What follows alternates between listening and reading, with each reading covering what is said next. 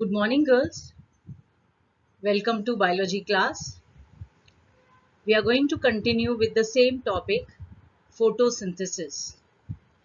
In the previous two videos, we have already seen the process of photosynthesis, which is divided into light reaction and dark reaction. So, we have studied cyclic and non-cyclic photophosphorylation in light reaction and Calvin cycle or C3 pathway in dark reaction. By completing these two processes, green plants prepare food or carbohydrate. Majority of the plants, they follow C3 pathway or Calvin cycle. So those plants are called as C3 plants. But there are some group of plants which follow C4 pathway. So then similarly in cyclic and non-cyclic, we have seen how ATP and NADPH2 is generated. The process of formation of ATP is called as phosphorylation. During photosynthesis, it occurs by the method called as chemiosmosis. So in this video, we are going to see chemiosmosis, we are going to see C4 pathway, as well as we are going to see CAM pathway of photosynthesis. Chemiosmosis is formation of ATP by breaking the hydrogen ion gradient or due to hydrogen ion gradient across the membrane, ATP is produced. Now, chloroplast is made up of grana. Grana is made up of disc-like structures called as thylakoids. Thylakoids, each thylakoid is having a lumen. Lumen, this is the lumen of the thylakoid where water molecule undergoes splitting in presence of light and chlorophyll, due to which there are formation of H plus and OH minus ions. This is one of the reasons there is increase in proton gradient inside the lumen of thylakoid. Secondly, the photosystem 1 and photosystem 2, which carry out cyclic and non-cyclic, their primary acceptors are located near the thylakoid membrane.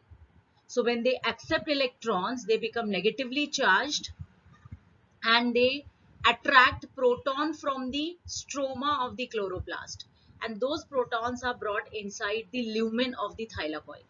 This is another reason there is increase in hydrogen ion concentration or proton gradient in the lumen of thylakoid. Thirdly, NADPH2 reductase enzyme, NADP reductase enzyme, which carry out reduction of NADP into NADPH2, is also located near the thylakoid membrane. So which also attract protons from the stroma of chloroplast inside the thylakoid lumen. As a result of that, there is increase in proton gradient. Already I have taught you in the class during Zoom meet, there is proton gradient created.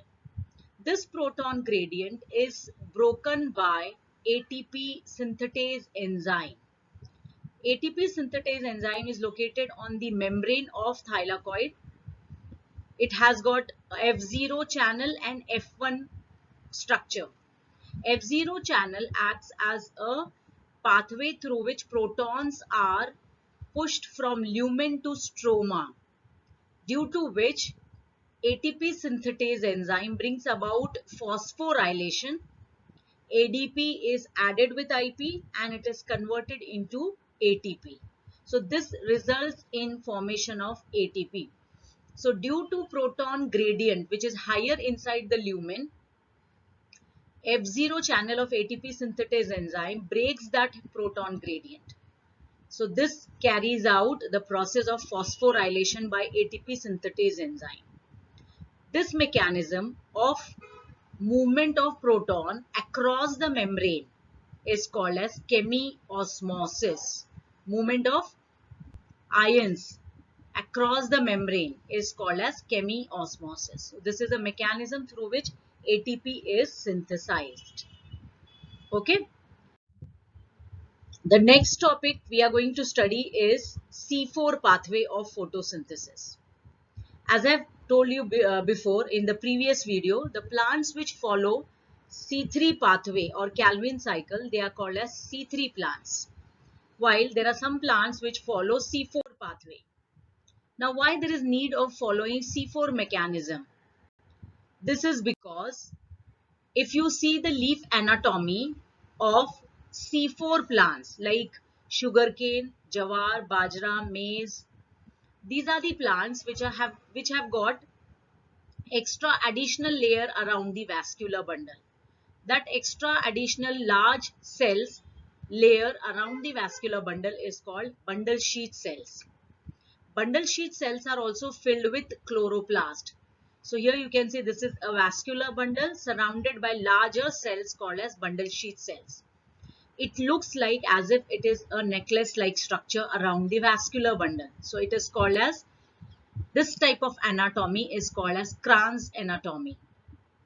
This is first reason why C4 plants follow C4 pathway, not C3 pathway directly. Second reason is there is chloroplast dimorphism.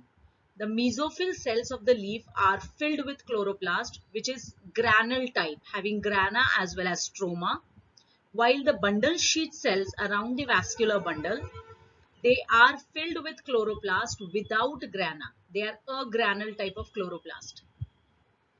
This is called as two types of chloroplast morphology, hence called as chloroplast dimorphism. So one reason is Kranz anatomy and second reason is chloroplast dimorphism. That is why these plants follow C4 pathway, not C3 pathway. So this is the diagram where you can see the bundle sheath cells filled with chloroplast, and mesophyll cells also have chloroplast. There is a difference in chloroplast structure in both the cells. Now, the process of C4 pathway involves carboxylation, breakdown, splitting, and phosphorylation. This is the cycle of C4 pathway, where you can see atmospheric CO2 is taken up inside, or it is fixed by PEP, phosphoenol pyruvate. This is a compound. After fixing CO2 in presence of enzyme PEP carboxylase, it forms the first unstable compound called as oxaloacetic acid. Oxaloacetic acid is converted into stable compound called as malic acid. This malic acid is transported into the bundle sheath cells. When it comes to bundle sheath chloroplast, this C4 acid, malic acid, is undergoing splitting called as decarboxylation, and it releases carbon dioxide. Carbon dioxide which is released is fixed by RUDP during Calvin cycle, while the third 3-carbon compound formed is called as pyruvic acid, which again goes back to mesophyll cells or mesophyll chloroplast and converted back into phosphoenol pyruvate, so that the process of fixation of CO2 will be continued. So here in this process, CO2 is fixed twice. Once outside, CO2 is fixed by PEP carboxylase, and internally the CO2 is fixed by RUDP, so that the Calvin cycle fixation carries out and carbohydrate is produced. In this entire mechanism, here the stable compound which is formed, first stable compound is 4-carbon compound, that is malic acid. Hence the pathway is called as C4 pathway. This pathway is also known as HSK pathway because it was described by Hatch, Slack and Korshak. These 3 scientists together had described this pathway. Hence, on the honor of their name, it is called as HSK pathway. There's a difference between C3 and C4 plants. In C3 plants, the entire process of photosynthesis occurs in mesophyll cells. Here it occurs in 2 types of cells, mesophyll and bundle sheath. Rubisco is the carbon dioxide fixer or acceptor in C3 plants, while here it is PEP carboxylase. Kranz anatomy is absent while Kranz anatomy is present in C4 plants. First stable compound is 3 carbon. Here first stable compound is 4 carbon. The temperature required for C3 plant is 20 to 25 degrees Celsius, while C4 plants can tolerate even higher temperature, that is 35 to 44 degrees Celsius. There is photorespiration in C3 plants because of dual nature of Rubisco, while photorespiration is avoided in C4 plants because PEP carboxylase is more efficient in fixing CO2 even if it is in less concentration. We have already discussed photorespiration, where in Rubisco, instead of fixing carbon dioxide, it fixes oxygen. So it acts as oxygenase, resulting into formation of 2-phosphoglycolate, a 2-carbon compound, and 3-phosphoglycerate, PGA. 2-phosphoglycolate is converted into glycolate, which moves from chloroplast to uh, peroxisome. From peroxisome, glycolate is converted into glyoxylate. Glyoxylate from peroxisomes enters into mitochondria. It is converted into glycine. Two molecules of glycine are converted into serine by release of one CO2. Serine comes back to peroxisome, where it is converted into hydroxypyruvate, which give rise to glycerate. Glycerate further comes back to chloroplast, and glycerate generates back to 3-phosphoglycerate, that is PGA, which enters into Calvin cycle. In this way, Rubisco enzyme, instead of fixing CO2, it starts fixing oxygen because of less concentration of CO2. This fixation of oxygen in presence of light and inside the chloroplast is known as photorespiration, which occurs in C3 plants, and this is the reason why there is reduction in rate of photosynthesis in C3 plants due to photorespiration. So photorespiration reduces the rate of photosynthesis by 25%. Another pathway of photosynthesis is called as CAM pathway, or crassulacean acid metabolism. These are the plants which are found in desert. They to avoid transpiration, they keep their stomata closed during daytime, and they keep their stomata open during daytime. So CO2 can enter inside the cells or leave only during night time when the stomatas are open. So CO2 is fixed during night time by PEP, that is phosphoenol pyruvate, which is converted into malic acid during night time. This malic acid goes on increasing during night time, and during daytime when stomatas are closed, malic acid undergo decarboxylation to release CO2 and a pyruvic acid. CO2 is fixed by Rubisco to run the entire Calvin cycle, and sugar is formed. The C3 acid, that is pyruvic acid, is converted back into starch during daytime. During night time, again the starch is converted back into PEP so that the cycle will continue. In this way, these plants follow CAM pathway. C stands for crassulacean, A stands for acid metabolism, M stands for metabolism. So during night time, acid is synthesized, and during daytime, acid is broken down. So it is anabolism as well as catabolism. So it is called as metabolism altogether. So this is one of the pathway followed by plants found in desert. So belonging to family Crassulaceae.